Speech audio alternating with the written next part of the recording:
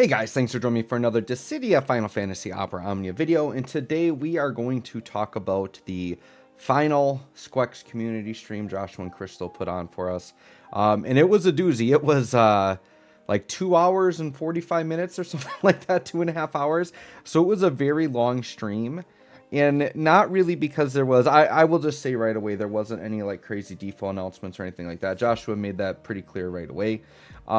It literally was just a goodbye stream, and you could tell how much Joshua loves and cares for this game. I have kind of the replay just running in the background without sound, but you can see like Josh's cheeks are like wet because before he even started streaming, he was like crying, just like reading the chat. He did tear up at the end. He had me tearing up at the end. Just so emotional. And it was, I feel like this was such a good way for Squex to give closure because, you know, I will admit I've been feeling kind of out of it with Dffoo for the past couple of weeks, you know, like, because they have all the end of service events, but I'll be honest, I haven't finished Nyx, and I don't know if I'm going to finish the end of service, Dare to Defies. But this just kind of made, like, it kind of felt like the whole community was kind of back together again. There was about, I don't know what, 1.6k people in chat. I think it maybe got close to 2k at one point. So I mean, and I was recognizing like tons of names in the chat, like all, you know, a lot of the old players and streamers were in there. It was awesome, right? And just people in the community.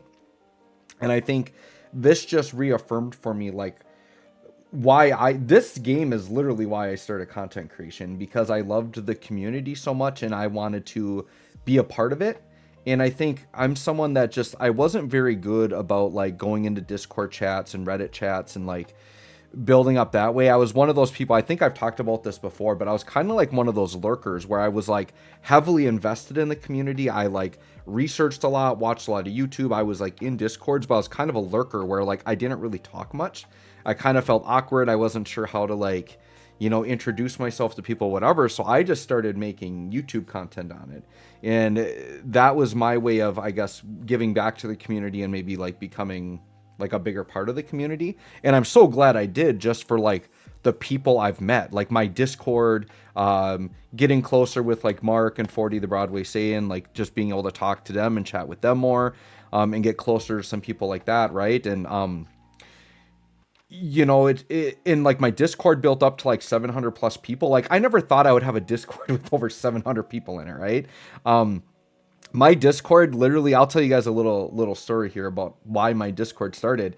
My channel's been Dokkan and Dffoo, and literally I started my Discord because in my videos for Dokkan, I was offering like team building help. And then people in my YouTube chat will be like, all right, this is my characters. What kind of team should I build or whatever? And it's just like, it's so hard to do that through a YouTube chat. Like I need to see their boxes and stuff. So I literally made a Discord so I could help somebody who commented on a video. Like so they could like send me pictures and show me their box. So literally my Discord just started because I wanted to like help people out. And then obviously we made a Dokkan group in there, and then we made a Dffoo group on there, and then as I got way more popular in Dffoo, the Dffoo group became very active. And then I was like shocked because I started seeing people I recognized from like YouTube start to join my thing. I think a lot of it was I really heavily watched the Crystal Chronicles podcast, which Mark used to run, which was I'm not just saying this because like I'm friends with Mark now or whatever, but like literally that was my favorite Dffoo thing to watch. I loved every Thursday listening to Mark's podcast. It was my favorite Dffoo thing. So Mark is kind of like my Dffoo like hero, like my legend or whatever, right? But 40, the Broadway Saiyan, I've said this before, he was the first ever Dffoo content creator I watched. And then from him, 40's the one that introduced me to Josepher, and I remember 40 really promoting Josepher because Josepher was a Final Fantasy card game YouTuber because he was really into that. And I think he maybe did Final Fantasy 14 and stuff too. And then Josepher wanted to try his hand at Dffoo. And I remember just from like 40, like shouting him out, I checked out his channel and Josepher did a great job. I loved his channel. I'm still subscribed to Josepher. He still puts out some good stuff. But that was kind of like my entry point into the Dffoo community, right? Was through the podcast and through watching other YouTubers and things like that. And so for me, it was really cool to be able to make my own content, and I just wanted to do it for fun, see if I could do it. I'm so passionate about these games, and that's what all of you guys are so passionate about, right? So that's just, I don't know, just a little story about me getting started with the community, and just this particular stream just made me feel all of that again, right? Because I feel like we've all maybe felt a little bit distance with Dffoo, and we felt maybe a little bit distance from the community. You know, like my Discord chat isn't nearly as active because there's not new things to talk about, right? And that makes sense. And people are maybe moving away from the game. We're trying other things, all of that. It just felt so good today to just like watch this, see the community all together again, kind of get those feels, you know, that we used to have back when we were like all really into it and playing the game. It was just so nice.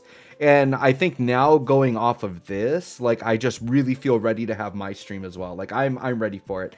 And part of what I wanted to get at here with Joshua, and the reason why this stream was so long, it wasn't intended to be this long, but you could tell Joshua just did not want to end the stream. He wanted to stay on stream as long as humanly possible because he knew that this is the last time we would all be together for like a really long time, right? I will tell you a couple things that Joshua talked about. He talked about the thing I did a video on where at the end of the story it says their adventures continue. And like I said was the most likely answer, he confirmed that that was indeed the answer. It was saying that all the characters return to their own worlds and their adventures continue within their own world, right? So it wasn't saying there was a Dffoo 2 or anything like that. He didn't allude or give any hints that there's something in progress. I can tell by his emotions and everything that, yeah, Dffoo is actually done. There is nothing in the works. And you can tell I think Joshua made a very nice request at the end, which I am also going to ask the same request of you guys in the community that are watching this. And that request is I hope that this same community can come together again for a future Final Fantasy game. Because, you know, he made a good point that like, yeah, people, you know, we're all in this Dffoo community, right? But we're all now kind of going different ways. For example, I'm starting to move towards Honkai Star Rail, but not everybody in my Discord or in the community is going to like or play that game. Some people are moving towards, you know, they might be playing Reverse 1999. They might be playing, you know, they might be doing Seven Deadly Sins or whatever, you know, whatever other game is out there. Maybe they're playing Black Clover. There's all kinds of games out there. And everybody kind of likes their own thing. Dffoo is so unique, right? And like, until we get another game like it, you know, there's no way that this exact whole same community would come together. But what I think Joshua is asking and what I am asking is if there is an obvious like successor or like Dffoo game, you know, some type of, maybe it's a new Dissidia game, maybe it is a new Final Fantasy gacha, but has something similar with it, that we can all come together on that. And that is kind of, I'm going to ask that of you guys as well. And in hopes that we can all come back and make content together, be a community together. Because I think what is so great. Oh, I gotta talk about this. So in the background, Joshua is showing the oh, and don't worry, there's ads because I'm literally like live. I'm showing like live Twitch right now, so like ads might pop up. So you're gonna get a little 30-second ad here. That's fine. I'm just literally playing the Twitch replay just to have something in the background so you guys can kind of see what's going on. But it's kind of funny that Joshua brought out the Dffoo tapestry right there, and he was just showing like the lanyard and stuff. So during every live stream, they do a giveaway. Those of you that have actually attended these live streams know what I'm talking about. So they did do 10 giveaways at the end, and what they were giving away was a Dffoo lanyard. I think it's a Tifa and a Mog pin, and then that big tapestry, which it should come up on the screen here in just a few minutes. So, you know, there was about, you know, 1,500 to 2,000 people in chat. And you had to type in here, let's click on the screen there and get that back. You had to type in a code to be entered in for this prize. Well, that tapestry that Josh was holding up, y'all are about to see that behind me because I was one of the 10 winners. That was crazy because I have entered the giveaway every single time and I've never won, which is to be expected when you're talking about thousands of people. And normally they only give out 5. Sometimes they would give out 10. But to be 5 or 10 out of thousands of people entering is pretty cool to actually win. So I guess that's kind of like the bittersweet thing for me was I am going to have this. I'm going to tell you guys this right now. I'm going to cherish these items forever. To actually win the tapestry and the lanyard and stuff, like, because I've always thought it would be so cool to win them. But to win it on the final live stream is kind of a cool thing. And for me, it's maybe just like a sign that like I don't know, what I was doing was like a really good thing, and that my passion for this game is kind of legitimized. Like, yes, this is a great game. It's something I really loved, and now I'm gonna have this really cool physical thing that I can hold and say, once again, it's another memory I can have of Dffoo, right? And I think that's what we as a community have to hold on to at this point, because the game's literally ending in like 2 days. The memories are what we need to hold on to. And for me to have these items that help me remember that, what I was feeling these last days of the game, and that I can have these, and it'll just remind me of all of the live streams I've attended, all of the cool, moments when we're watching Joshua reveal Core and Garnet and all these global firsts. Just such a cool thing. So like, to have all those memories. So I'm not talking about this to like brag or gloat about it, but just to talk about like, dude, it was just such a cool thing for me personally, to have that. And I think that's really awesome. And by the way, Joshua mentioned like, cause he literally was just talking, cause he did a segment like before that. So, okay, let me get back, cause you guys want to know, like, this is kind of like a live stream summary. So let me kind of get back to the live stream. So they started with an intro, which you kind of just saw, like, what was going on. It was just him and Crystal kind of talking about kind of what the plan was, and just saying some general thoughts about the game to start. Then they went into the stories from the Dffoo team. And these are things that were covered on the Japanese Ope Ope. They said they did not cover all of it, because some of it was only relevant to, like, Japanese players. But they did pick out some slides.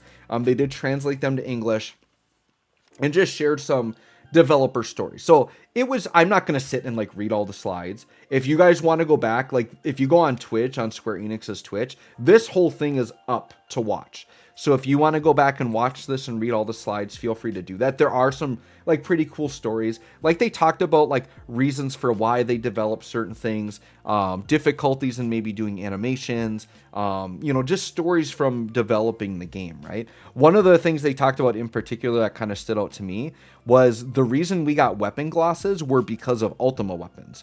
Because Ultima weapons, as you guys know, were the most powerful weapons in the game. But like any character of that weapon type could equip them.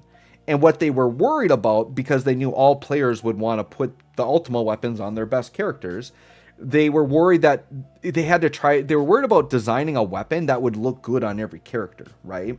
And so they knew the Ultima weapon wouldn't be players' first choice visually for what they would want to see the character holding. So they said they actually developed weapon skins, or allowed you to change your weapon skin because of Ultima weapons. They said had they not developed Ultima weapons, they probably would have never introduced weapon skins. So that was a really cool, like just interesting things like that, or the things they kind of talk about here. So if you're interested in reading those stories, feel free, once again, go to Twitch, Square Enix, go ahead and check that out, right?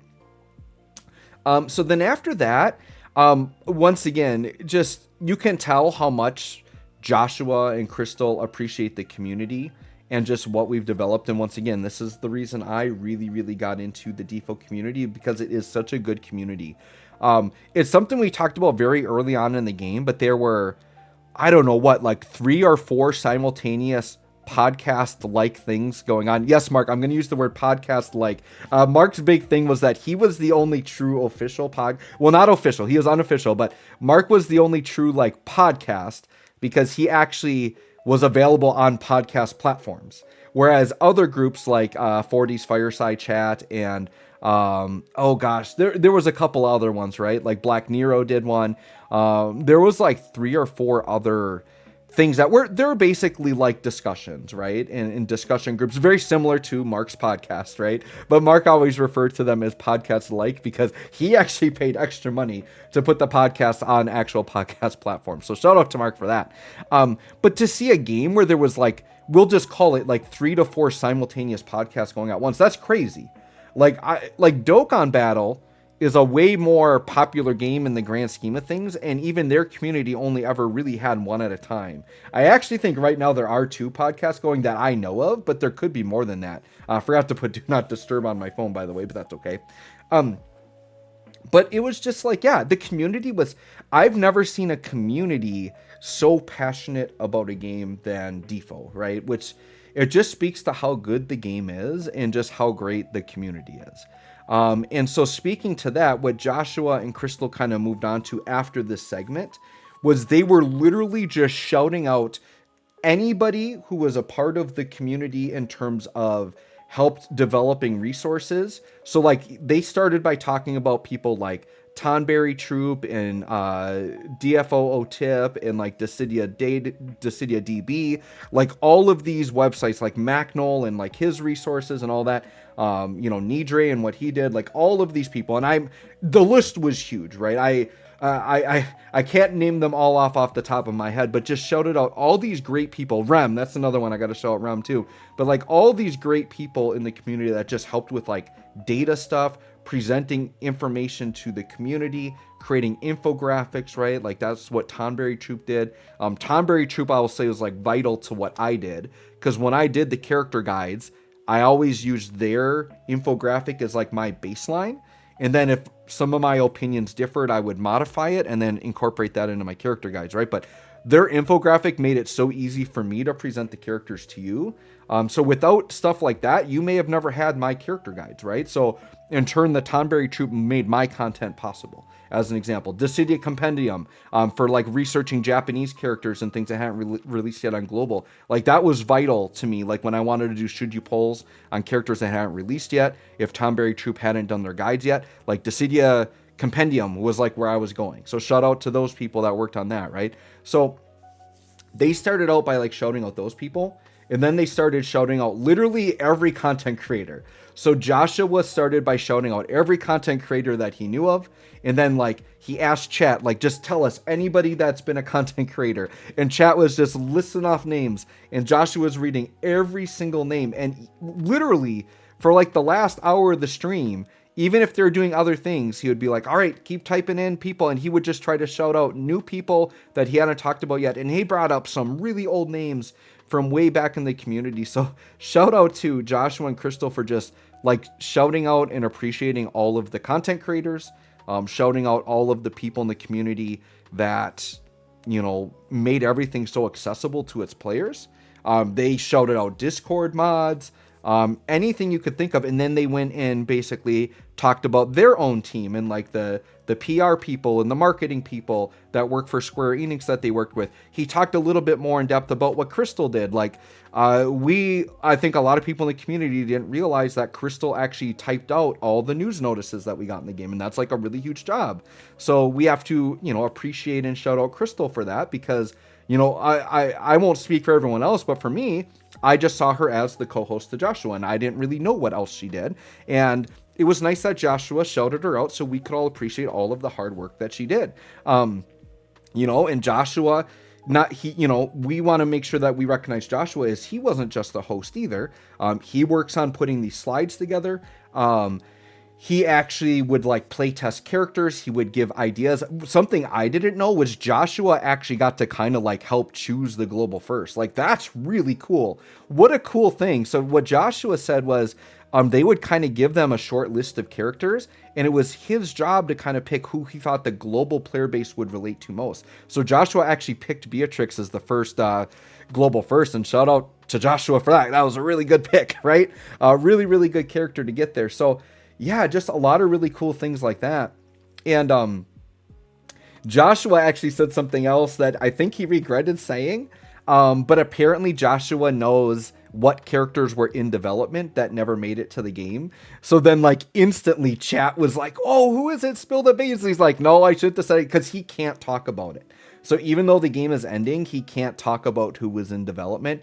And honestly, it's probably better we don't know, because we would all be like super disappointed if like he's like, yep, Riku was coming next, or Clive was coming next. Like that would be so disappointing, right? So I'm actually like, I think I'm happier just not knowing, right?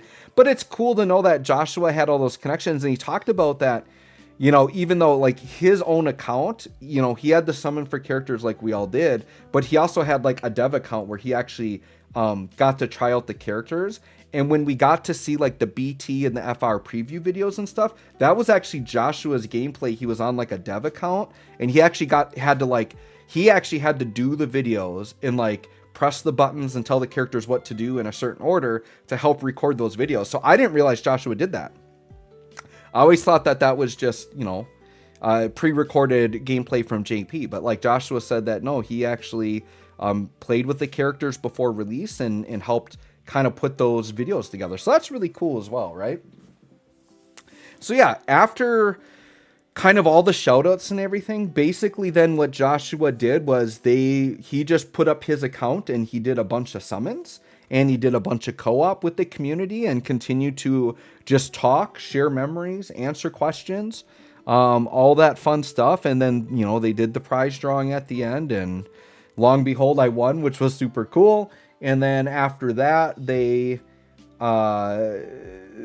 just went and talked some more, and you could tell Joshua was literally like finding excuses of things to keep bringing up and talk about because he did not want the stream to end. He went the maximum time that they would like allow him to. I think he actually went 15 minutes over that.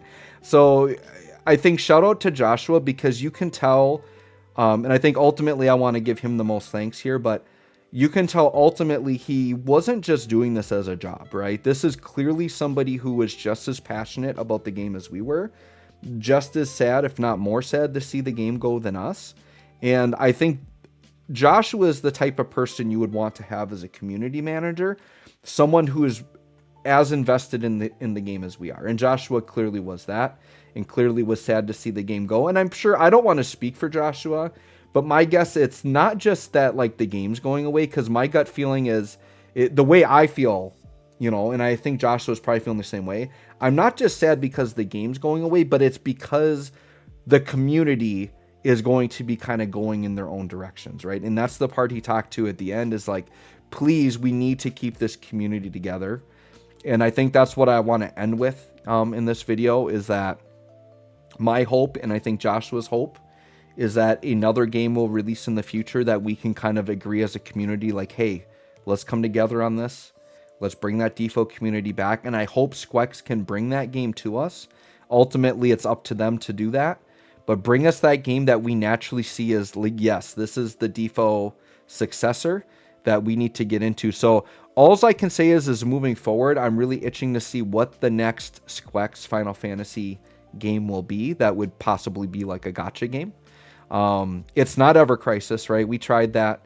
Some of y'all love Ever Crisis, and I think a portion of the community went that way, and that's great.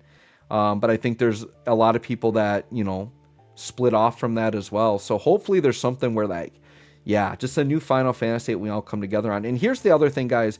Even if that game never comes, I'm hoping at least pockets of this community can stay connected. My Discord can be a way to do that. I'm begging that a lot of the people in my Discord who are Dffoo players, I'm begging y'all stay in there.